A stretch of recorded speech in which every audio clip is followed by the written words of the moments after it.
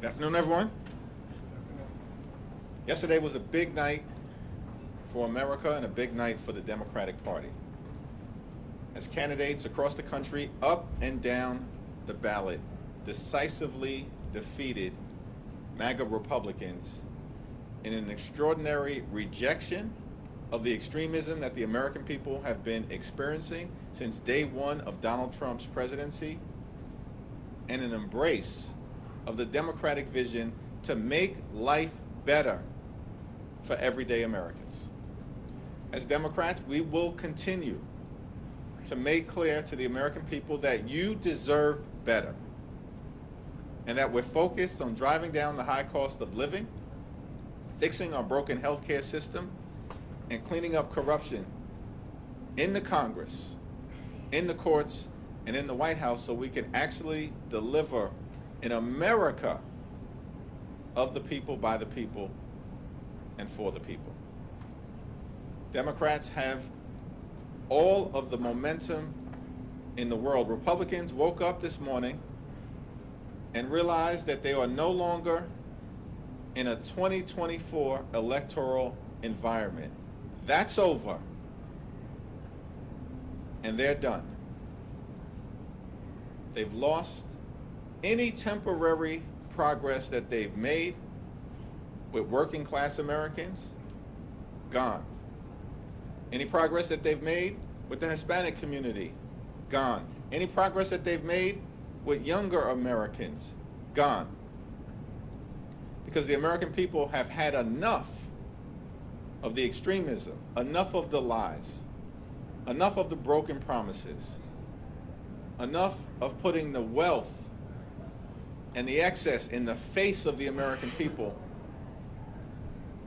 Most recently, what was on display down in Trump's luxury resort in South Florida, enough of the excess, the corruption, and the lack of focus on the issues that matter. Democrats in the House will continue to lead on the issue of affordability, will continue to lead on the issue of health care, and will continue to lead on the issue of making this great country the best version of herself. And our field general leading the charge in connection with what will happen next November when Democrats take back control of the United States House of Representatives is the DCCC Chair, Suzan DelBene.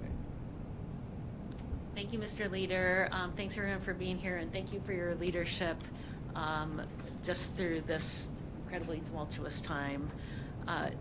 Yesterday, from coast to coast, voters sent a resounding message that they reject the Republican agenda. They are raising costs on everything from healthcare, housing, utilities, their efforts to blatantly, and they rejected their efforts to blatantly rig the system to stay in power. Voters in California stood up and rejected Republicans' attempts to rig the midterm elections and deny people in California their representation in Congress. California was significant because it showed that voters won't let Republicans cheat their way to win. The passage of Proposition 50 is a victory for free and fair elections. It proved that the public understands what's at stake and that Democrats are fighting to level the playing field and respond to the outrageous and un-American attempt by Republicans to rig the elections. The Prop 50 vote also sends a message that while we didn't ask for this fight, that Democrats and the American people are ready and willing to fight back against this Republican scheme. Whether it's California, Virginia, Maryland, Illinois, or other states, we are prepared to fight back on every possible front, every step of the way. Last night's results also affirmed what we've been building here at the DCCC all year is the right recipe to win in 2026. In Virginia and New Jersey, voters overwhelmingly rejected the Republican vision that puts the wealthy and the well-connected over the needs of everyday families. It's a testament to the quality of candidates like Mikey Sherrill and Abigail Spanberger. our colleagues and now soon-to-be governors. They're both former red to blue candidates. They're former House frontline members that flipped their seats in 2018. For the midterms, we're recruiting the same types of candidates. House Democrats are running incredible patriots all over the country who are raising their hands to serve their communities. They come from different backgrounds, different walks of life, but they are all united in their shared singular passion to fight for their communities, to make a difference, to work to lower costs and to improve the lives of working families. And they are ready to work hard. We cannot take anything for granted, and our candidates are out there working hard for every vote. Meanwhile, Republicans are only focused on how they can bend the knee to Donald Trump and rubber stamp his disastrous policies. Now, I say a lot, and I will say it again because it's true. Our great candidates are the difference. They are the ones who make the difference in our mission to take back the majority. Great candidates actually take the time to listen to their communities. If Republicans were actually listening to their communities, they'd know that people are hurting, they are struggling, all because of the reckless Republican agenda and their harmful policies. House Republicans are wrecking our economy, and people are struggling day to day. They are personally feeling how bad the economy has gotten under the Republican trifecta. Groceries, utility bills, housing, healthcare, childcare, everything is getting more expensive because of House Republicans.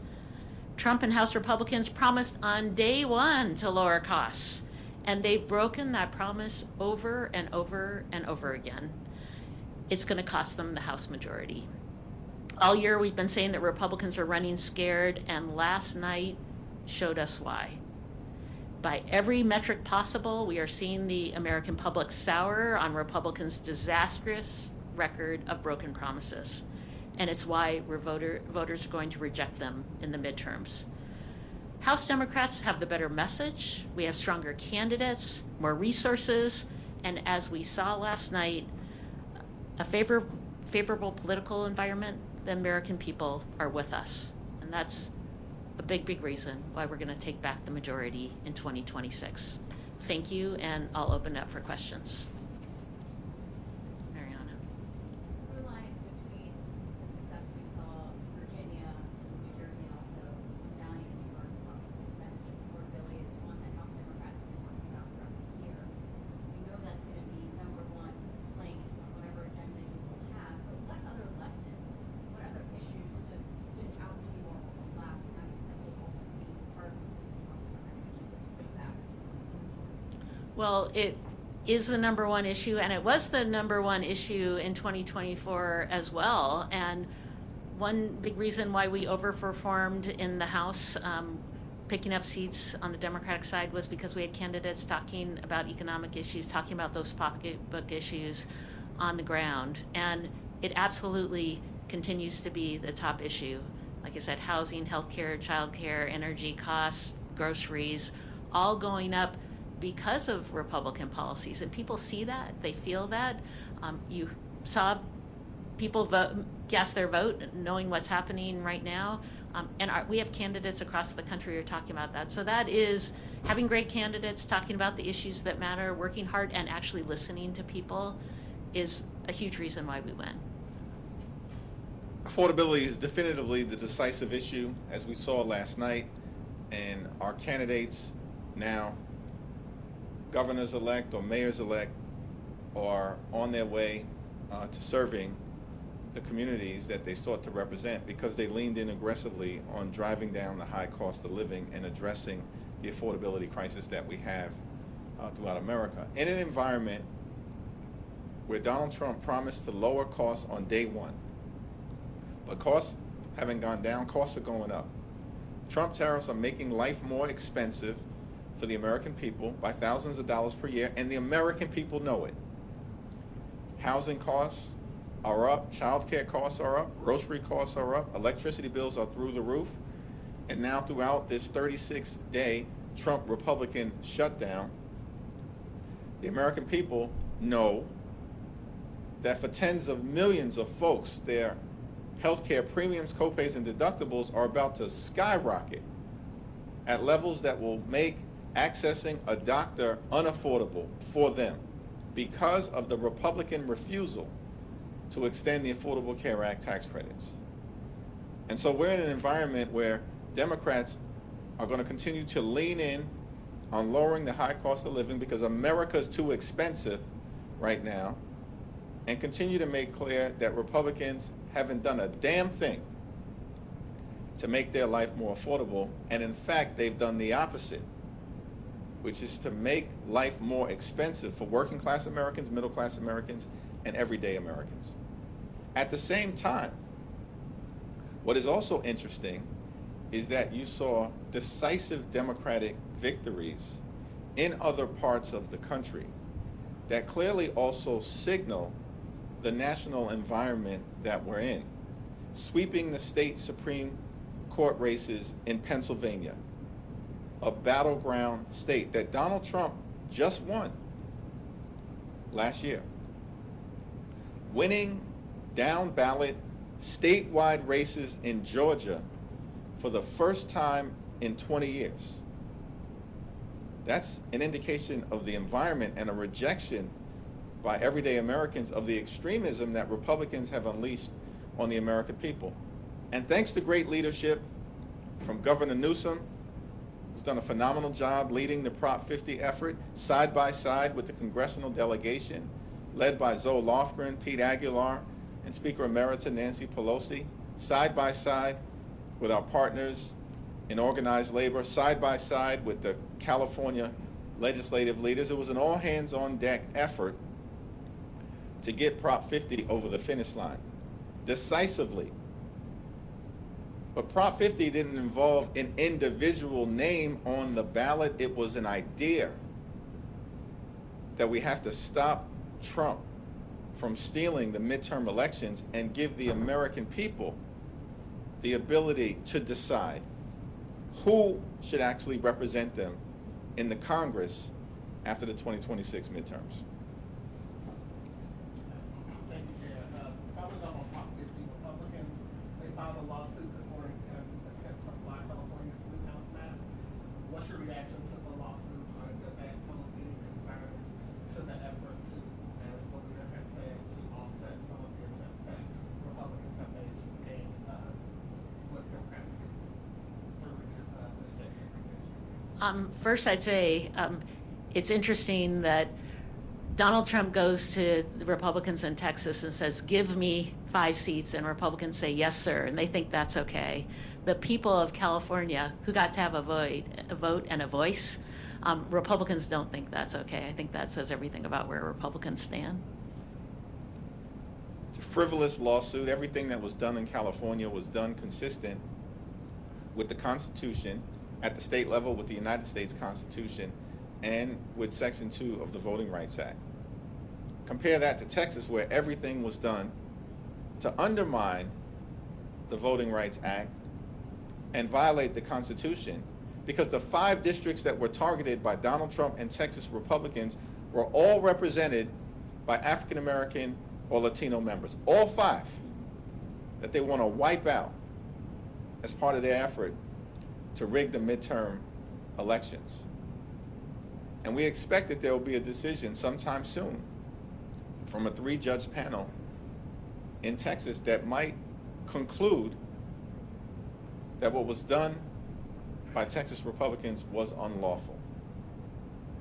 And that's very different, as Susan pointed out, than what the people decided in California to make sure that they had a fair map that we would be determined by them as individuals, citizens of California, and not Donald Trump and his MAGA extremists. You mentioned that for Democrats, the number one issue is affordability in public locations. For Republicans, what we saw this past yesterday was the focus on social issues, cultural issues, such as trans issues. How are you, I guess, directing candidates here, and how to respond to those attacks?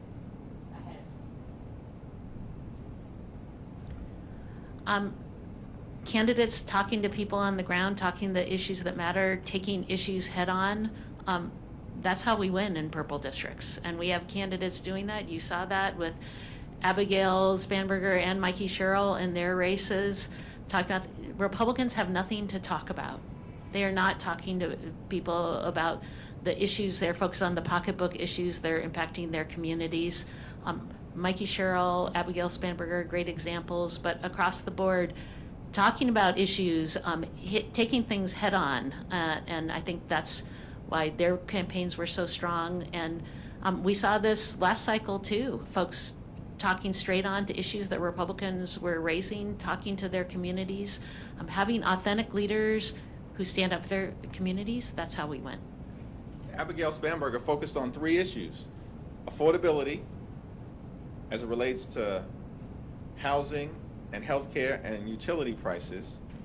She focused on job creation in a state where Donald Trump and his administration have attacked the people of the Commonwealth of Virginia and have caused the economic growth that should otherwise be taking place to collapse, and that in fact is occurring under a Republican governor in Virginia as well. And then Abigail focused on the highest quality education for the children of the Commonwealth of Virginia. Abigail Spanberger focused on the issues that matter. Here's what Republicans did. They spent tens of millions of dollars trying to weaponize the transgender issue. It failed. And they spent tens of millions of dollars criticizing Abigail Spanberger for deeply inappropriate text messages that were sent by the Attorney General candidate, but not a dime in actually talking about what they would do for the people of Virginia, because Republicans have nothing but a failed track record and a bankruptcy of ideas. But that playbook failed spectacularly. In fact, the Democratic candidate for Attorney General won, and it wasn't even close by the standards of Virginia. 5 points, let alone Abigail Spanberger winning by 15. So this guilt by association playbook spectacularly failed because Democrats are staying focused on the issues. In 2018, it was pretty controversial when the DCCC leadership got involved in primaries. There's a lot of crowded primaries for open Democratic seats right now. There's a lot of crowded primaries to take on vulnerable Republicans. There's a lot of insurgent candidates challenging incumbents. What is the DCCC's policy going to be when it comes to influencing those primaries? Our policy is the same policy we've had since I've been chair. You know, we have great candidates running, sometimes multiple great candidates running in primaries, and they are going to work hard to earn support in their communities to differentiate themselves. We have, in a small number of cases, gotten involved. Janelle Bynum, one example last cycle, where we were involved in her primary in conjunction with, you know, delegation, many folks supporting her campaign. But you know, in most of these cases, the voters are going to have a decision on who the primary candidate is going to be. Thank you. Senator Sanders, just to follow up on that question, a short time ago, was asked about particularly primaries. He said, of course, there's a division within the Democratic primary. How do you guys think about some of these competitive primaries when it comes to, trying to forward a unified message going ahead? Well, the DCCC focuses on swing seats, defending our frontline incumbents, all of whom are on their way to winning re-election, and flipping red seats blue. And the DCCC has never gotten involved in primary dynamics that involve safe Democratic seats, and that policy has not changed. Thank you. Earlier today, President Trump said the shutdown could kind of bring Republicans to the table for negotiations to have a shutdown. the responsible thing to do, and this has been the case since October 1st, is for Donald Trump, Mike Johnson, and John Thune to sit down with Democrats on Capitol Hill who represent half the country so we can reopen the government, enact a bipartisan spending agreement that actually makes life better for the American people, including as it relates to driving down the high cost of living because America is too expensive, and decisively addresses the Republican health care crisis that is crushing people all across America. Working class America, small town America, rural America, urban America, the heartland of America, and black and brown communities throughout America. Republican policies are crushing people, particularly as it relates to the cost of living and health care, and the American people are rejecting that extremism, and we saw it on full display from coast to coast and everywhere in between last night. To follow up on that. Last question. To follow up on that, what message do last night's election results send to Senate Democrats going into last night? Some of them were starting to talk about offerings, compromises, things like that. So what message does kind of the overwhelming support for Democrats last night and focus on healthcare send to them? Well, we've said from the very beginning that we will consider anything in good faith that emerges from the Senate that is bipartisan in nature, that reopens the government, that decisively addresses the Republican health care crisis, particularly as it relates to extending the Affordable Care Act tax credits, and that actually involves a spending bill that makes life better for the American people, not worse, which is why we have continued to maintain, and Senate Democrats have shown great leadership, led by Chuck Schumer, that we will not support a partisan Republican spending bill that continues to gut the health care of the American people. That was our position in September, that's been our position throughout October, and it remains our position in November. Thank you.